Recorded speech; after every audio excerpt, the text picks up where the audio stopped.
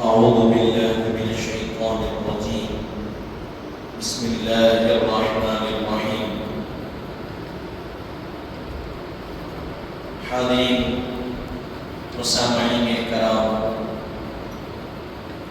حضور پاک علیہ السلام کی سیرت مبارکہ کو ہم سماعت فرما رہے ہیں۔ یہاں سے سفر شام اور بحیرہ راحب کے بارے میں بتلایا جا رہا ہے۔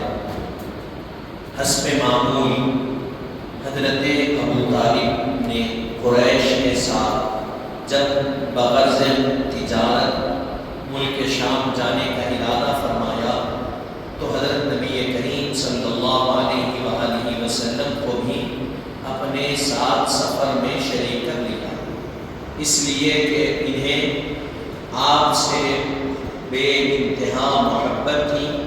اس وقت حضرت نبی کریم صلی اللہ علیہ وسلم کی عمر مبارک 12 سال تھی، اور ایک قول کے مطابق 12 سال 2 مہینے 10 دن تھی۔ حضرت ابو طالب حضور کے چچا جان، حضور کی 8 سال کی عمر مبارک تھی۔ آپ کے ساتھ حضور آپ نے لے لیا پرورش کے لیے اور آپ کی نگرانی میں رہے۔ تو حضرت ابو طالب تجارت کے غرض سے ملک شام کا سفر کیے۔ یہ حضرت عبداللہ بھی کرتے تھے۔ کیا کہا گیا؟ حضرت عبداللہ کا وصال کب ہوا؟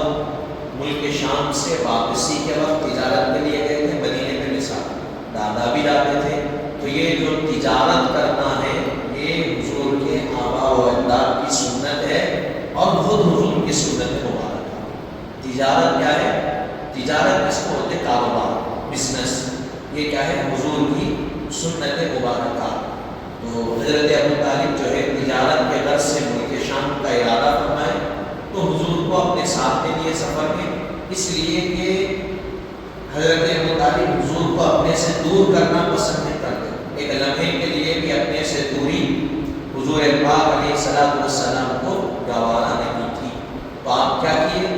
حضور کو ساتھ لے لیے ملک شام جانے کے لیے۔ اس وقت بتلایا گیا حضور پاک علیہ السلام کی عمر شریف 12 سال، ایک اور قول کے مطابق 12 سال 2 مہینے 10 دن بھی بتلائی گئی۔ اب اس کے بعد کہا گیا جب یہ قافلہ مقام بصرہ پہنچا تو وہاں بحیرہ نامی راہب عیسائی آئے۔ یہ قافلہ مقام بصرہ پہنچا، وہاں پہ ایک راہب تھا۔ راہب کہتے ہیں عیسائی عالم کو۔ عیسائیوں کو جو عالم ہوتا ہے اس کو کیا کہتے ہیں؟ راہب۔ اس کا نام تھا بحیرہ۔ اس نے آپ صلی اللہ علیہ وسلم کو دیکھتے ہی پہچان لیا۔ حضور پاک علیہ السلام کو جب بحیرہ راہب نے دیکھا تو دیکھتے ہی پہچان لیا کہ آپ کون، کیونکہ انہوں نے سابقہ آسمانی کتابوں میں نبی آخر الزمان کے اوصاف حمیدہ کے بارے میں پڑھا تھا اور آپ کی نبوت کی علامت کے بارے میں جان لیا تھا۔ بحیرہ راہب کا تھا۔ اس کے بعد جو آسمانی کتاب تھی یعنی انجیل، اس سے پہلے توریت، زبور، جو کچھ کتابیں اس سے پہلے آئی تھی، تو وہ بحیرہ اس کتاب کے اندر حضور پاک کے جو اوصاف بتائے گئے وہ جانتا تھا۔ جب حضور کو دیکھا تو وہ اخلاق، وہ چیزیں ساری کی ساری حضور میں نظر آئی، پہچان لیا کہ یہی آخری ہے۔ کس عمر میں؟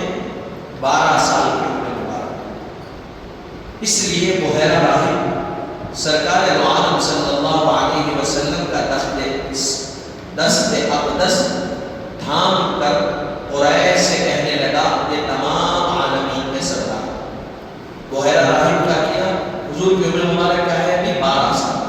حضور پاک کا دست مبارک تھام لیا، پکڑ لیا اور پورے قریش کے درمیان آ کر کہنے لگا کہ قریش یہ پورے عالمین کے سردار، تم مکے کے سردار ہو اور یہ محمد عربی صلی اللہ علیہ وسلم سارے عالموں کے سردار۔ یہ کون کہہ رہے ہیں؟ بحیرہ راہب۔ اور حضور کی عمر کیا ہے اس وقت؟ 12 سال۔ پھر اس کے بعد کہا گیا یہ رب العالمین کے رسول ہیں اور یہ رحمت للعالمین۔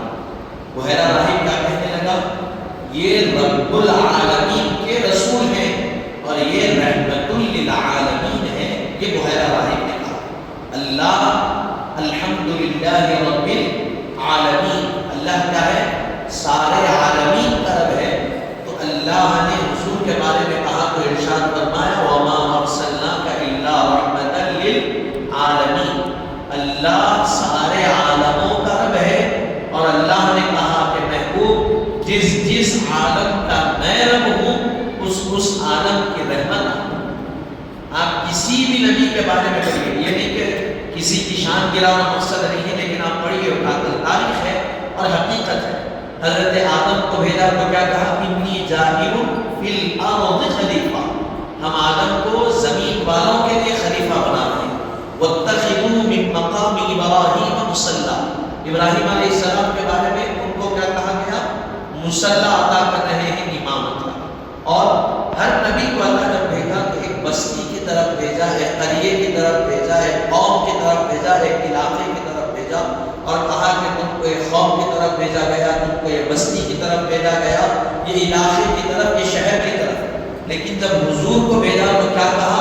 ایک بستی نہیں کہا، زمین نہیں کہا، ایک علاقہ نہیں کہا، ایک جگہ نہیں کہا، ایک ملک نہیں کہا، بلکہ کہا رحمت للعالمین، اللہ یہ ایک عالم میں بھیجا، لیکن آپ کی رحمت صرف ایک عالم تک محدود نہیں ہے، زمین والوں پر بھی آپ کی رحمت ہے، آسمان والے بھی آپ کی رحمت کے سائے ہیں، پانی میں رہنے والی مخلوقات بھی آپ کی رحمت کے سائے ہیں، ہوا میں رہنے والے مخلوقات بھی آپ کی رحمت کے سائے ہیں، انسان جو عالم جانتا ہے وہ بھی آپ کی رحمت میں ہے، جو عالموں کو انسان نہیں جانتا وہ بھی آپ کی رحمت میں۔ اور بتلایا گیا 70,000 عالم ہے، ہم ایک عالم میں رہ رہے ہیں، یہ ایک عالم ہے، اللہ ایسے 70,000 عوالم بنائے، اور وہ 70,000 عوالم جن کے علم میں آئے انہوں نے کہا یہ ناقص علم ہے، اللہ جانتا ہے اور کتنے عالم ہیں وہ اللہ ہی جانے، وہ جتنے عالموں کا رب ہے، ہر ذرے ذرے کا رب اللہ ہے،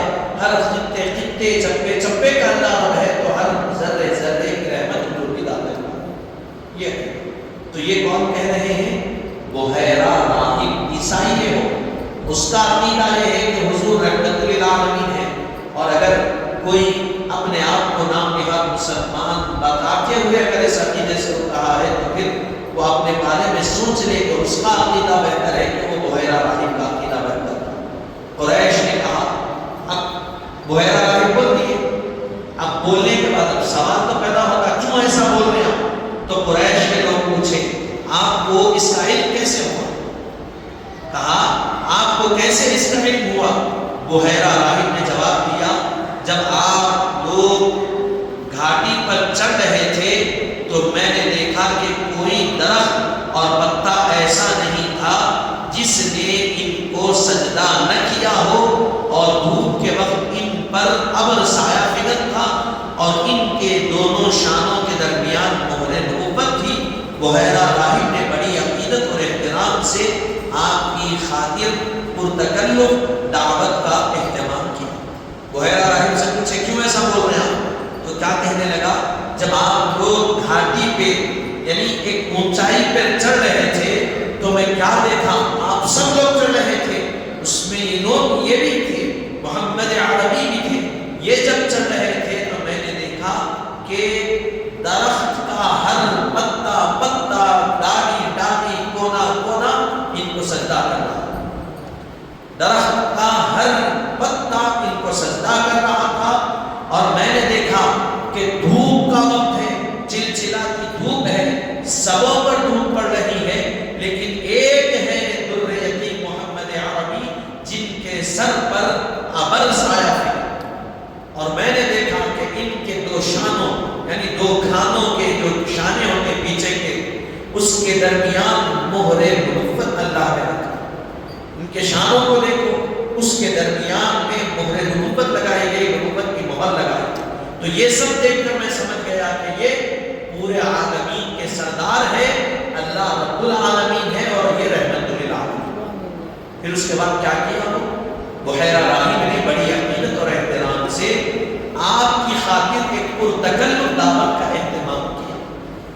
پھر اس کے بعد اب یہ کیا ہے، ہم ربیع الاول میں کھانا کھلاتے ہیں، تو دیکھیے بحیرہ راہب 12 سال کی عمر میں حضور کے لیے دعوت بھی کی ہے اور کھانا بھی کھلایا۔ کون کے بعد کہا، اس کے بعد انہوں نے کہا اللہ کے واسطے آپ لوگ بتائیں تو صحیح ان کے سرپرست کون ہیں۔ بحیرہ راہب نے کہا اللہ کے واسطے آپ لوگ بتائیں ان کے سرپرست کون ہیں۔ جواب ملا کہ حضرت ابو طالب۔ ان کے سرپرست کون ہیں تو جواب دیا حضرت ابو طالب۔ بحیرہ راہب نے حضرت ابو طالب سے کہا اپنے بچے کو مکہ واپس لے جاؤ کیونکہ یہود ان کے سخت دشمن ہیں، اندیشہ ہے کہ وہ انہیں شہید کر دیں گے۔ چنانچہ حضرت ابو طالب نے وہیں سے آپ کے ہمراہ مکہ مکرمہ واپس ہو گئے۔ بحیرہ راہب کیا کہے، یہ بچے کے سر پر حضرت ابو طالب کو کہا کہ دیکھو ایک کام کرو، یہیں سے ان کو مکہ واپس لے کر چلے جاؤ۔ کیوں؟ اس لیے کہ یہود ان کے سخت دشمن ہیں۔ کیوں دشمن ہے؟ اس لیے کہ یہ بنی اسماعیل ہے، بنی اسرائیل ہے، بنی اسرائیل میں سے نہیں آئے نا، اسی لیے ان کی دشمنی تھی، بنی اسماعیل میں سے ہے اسی لیے دشمنی تھی۔ کہا ان کو واپس لے جاؤ، اگر نہیں تو اندیشہ یہ ہے کہ ان کو شہید کر دیا جائے گا، ان کو واپس لے کر چلے جاؤ۔ چنانچہ حضرت ابو طالب کیا کیے، وہیں سے آپ کے ہمراہ مکہ واپس آ گئے۔ ایک اور روایت کے مطابق یہ ہے کہ حضرت ابو طالب قافلے کے ساتھ شام گئے، جل ازدال مالی تجارت فروخت کر کے مکہ لوٹ گئے۔ ایک روایت میں آیا یہ، اور جامع الترمذی کی ایک روایت میں آیا کہ حضرت ابو طالب ساتھ لے کر ملک شام گئے، تجارت کر کے تیزی کے ساتھ پھر دوبارہ مکہ معظمہ حضور کو لے کر واپس آئے۔ اب پھر اس کے بعد کہا جا رہا ہے ملک شام کا دوسرا سفر، یہ پہلا سفر ہوا، اب یہ دوسرا سفر۔ دوسری بات حضرت نبی کریم صلی اللہ علیہ وآلہ وسلم نے حضرت خدیجہ رضی اللہ عنہا کا مال لے کر ان کے غلام میسرہ کے ساتھ ملک شام کا سفر فرمایا۔ حضرت خدیجہ کا مال لیے حضور تجارت کے لیے، حضرت خدیجہ کے غلام میسرہ کو ساتھ لے کر ملک شام کا سفر کیا۔ حضرت نبی کریم صلی اللہ علیہ وسلم کی عادت کریمہ اور صفت جمیلہ یہ تھی کہ تجارت میں نہ کسی کو دھوکہ دیتے اور نہ کسی سے جھگڑتے۔ حضور کی عادت کیا تھی؟ تجارت میں کسی کو دھوکہ نہیں دیتے، دھوکے کا کام نہیں کرتے اور نہ کسی سے جھگڑا کرتے۔ حضور کی عادت مبارک ہے۔ پھر آپ کی برکت سے مال تجارت میں بے حد اضافہ ہوتا، جو مال رہتا حضور کی برکت سے کیا ہوتا اس میں بے حد اضافہ ہو جاتا، اضافہ ہوتا۔ اس سفر تجارت کے دوران میسرہ نے کچھ عجائب دیکھے۔ میسرہ جو غلام تھے حضرت خدیجہ کے، انہوں نے حضور کے ذریعے سے ظاہر ہونے والے عجائبات کو دیکھا۔ حضور نبی کریم صلی اللہ علیہ وسلم جب دوپہر کے وقت دھوپ میں تشریف لے جاتے تو بادل آپ پر سایہ کرتا۔ حضرت میسرہ یہ دیکھ رہے ہیں حضور دھوپ میں نکل رہے ہیں، ان پر دھوپ پڑ رہی ہے، ساتھ ہے حضور کے، لیکن حضور پر دھوپ نہیں پڑ رہی، بادل سایہ فکر۔ حضرت نبی کریم صلی اللہ علیہ وسلم ملک شام پہنچ کر ایک کلاسا کے درخت کے نیچے آرام فرما ہوئے تو نستور راہب نے آپ کو دیکھ کر میسرہ سے کہا یہ کون ہے اس درخت کے نیچے؟ تو نبی آخر الزمان ہی آرام کر رہے ہیں نیچے، تو نبی آخر الزمان ہی آرام کر رہے ہیں۔ میسرہ نے سفر سے واپس ہو کر حضرت ہونے کے بعد حضرت خدیجہ سے راہب کی باتیں بتلائی اور بادل کا سایہ کرنے کا حال بیان کیا۔ آپ بڑی عقل مند اور شریف خاتون تھی، اپنے چچا زاد بھائی ورقہ کو سب کچھ بتایا تو انہوں نے بھی کہا کہ یہ تمہارے سردار اور آخری نبی ہے، اور اشعار کہیں جن میں سے 2 اشعار کا ترجمہ یہ۔ حضرت خدیجہ کے جو غلام تھے میسرہ، حضور یہ تو کر دیے، پھر ایک مقام درخت کے پاس حضور کیا کیے، آرام کی۔ آرام کرتے وقت نستورہ نامی ایک راہب تھا، اس کی نظر حضور پر پڑی تو میسرہ کو بلا کر پوچھا کہ یہ کون ہے؟ تو میسرہ پہ نہیں بولے، کہا کہ یہ خاتم النبی ہے، یہ نبی آخر الزمان ہے۔ وہ خود راہب کہنے لگا اور آرام کر رہے ہیں۔ میسرہ جب یہ سب چیزیں دیکھ لیے واپس آ کر انہوں نے کیا کیا، حضرت خدیجہ کو یہ ساری باتیں سنا دی اور راہب کی بات بھی سنائی۔ راہب نے کہا کہ آپ آخری نبی بن کر آئے ہیں اور یہ بادل کو سایہ کر رہا ہے، سب سنا دی۔ حضرت خدیجہ کیا تھی، عقل مند بھی تھی اور شریف خاتون بھی تھی۔ آپ کیا کیے، آپ کے چچا زاد بھائی تھے ورقہ بن نوفل یا نوفل آپ کا نام تھا، راہب تھے، ان کو یہ ساری باتیں بتلائی جا کر انہوں نے کہا کہ دیکھو یہ حقیقت یہ ہے کہ یہ ہمارے سردار بھی ہے اور یہ آخری نبی بھی، اور انہوں نے اشعار کہے جس کا ترجمہ یہ ہے کہ حضرت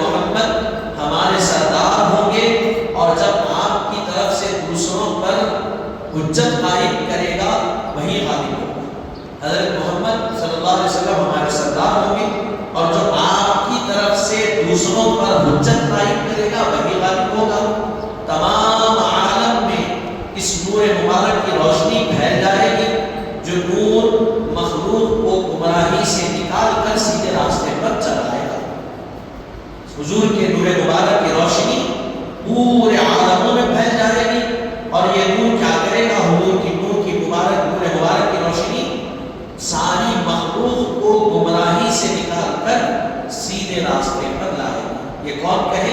ورقہ بن نوفل یہ شان کہے۔ اور تو یہاں تک حضرت رسول پاک علیہ السلام کے دونوں سفروں کے بارے میں ذکر کیا۔ ورقہ بن نوفل اور نستورہ، میسرہ اور بحیرہ، یہ سارے لوگوں نے دیکھا حضور کے کمالات، حضور کے ذریعے سے ظاہر ہونے والے عجائبات کو دیکھا، تو کہہ اٹھے یہ کوئی عام نہیں ہے، یہ آخری نبی بن کر دنیا میں تشریف لائے، اور جو ان کے ساتھ ہو کر دنیا سے مقابلہ کرے گا وہی سفر ہو جائے۔ تو حاضرین محترم، یہاں پہ بتلایا گیا۔ اب یہاں سے ام المؤمنین حضرت خدیجہ رضی اللہ عنہا کے نکاح کے بارے میں بتلایا جا رہا ہے۔ مختصر سا ہے، پڑھ کر اپنی بات کو تمام کر دیں گے، پھر دوسرا سبق نمبر 5 آ رہا ہے۔ ام المؤمنین حضرت سیدتنا خدیجہ رضی اللہ عنہا شرافت اور پاک دامنی میں بے مثال تھی، شریف بھی تھی، پاک دامن بھی تھی، اور اس میں آپ بے مثال تھی، کوئی آپ کا نظیر نہیں تھی۔ آپ کے شوہر کا انتقال ہو چکا تھا، آپ شادی شدہ تھے، آپ کے شوہر کا کیا ہوا تھا؟ انتقال ہو چکا تھا۔ بڑے بڑے مالدار لوگ آپ کو پیغام بھیجا، نکاح بھیجا کرتے تھے۔ مالدار لوگ کیا کرتے تھے؟ نکاح کے پیغامات حضرت خدیجہ کو بھیجا کرتے تھے، مگر آپ شادی کی طرف راغب نہیں تھی، آپ کو رغبت ہی نہیں تھی اس طرف۔ جب میسرہ سے حضور کی مدح و ثنا اور کلمات سنت سنے تو متاثر ہوئے بغیر نہ رہ سکے۔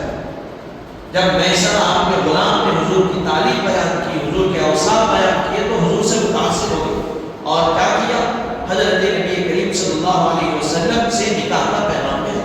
حضرت خدیجہ نے کیا کیا؟ نکاح کا پیغام بھیجا۔ حضرت رسول پاک علیہ السلام نے اپنے چچا اور خاندان کے بڑے افراد کے سامنے یہ بات رکھی، بھلا کیوں اس بات سے، بھلا کون اس بات سے انکار کر سکتا ہے؟ حضور کیا کیے؟ اپنے چچا اور جو افراد خاندان میں تھے سب کے سامنے بات رکھی، کسی نے بھی انکار نہیں کیا۔ کون انکار کر سکتا ہے؟ کوئی نہیں کیا۔ چنانچہ آپ کی محفل نکاح منعقد ہوئی، آپ کی محفل نکاح منعقد ہوئی۔ حضرت ابو طالب نے خطبہ نکاح پڑھایا۔ ابن ہشام کے قول کے مطابق 20 جون حضرت ابن ہشام کے قول کے مطابق 20 جوان اونٹ مہر مقرر کیا گیا۔ حضور کا مہر 20 اونٹ آپ کا مہر حضور نے حضرت خدیجہ کا مہر مقرر کیا۔ دوسری سیرت نگاروں نے لکھا 500 درہم مہر لگایا گیا۔ دوسرے سیرت نگاروں نے کیا لکھا؟ 500 درہم مہر رکھا گیا۔ نکاح کے وقت حضرت نبی کریم صلی اللہ علیہ وسلم کی عمر شریف 25 برس کی تھی۔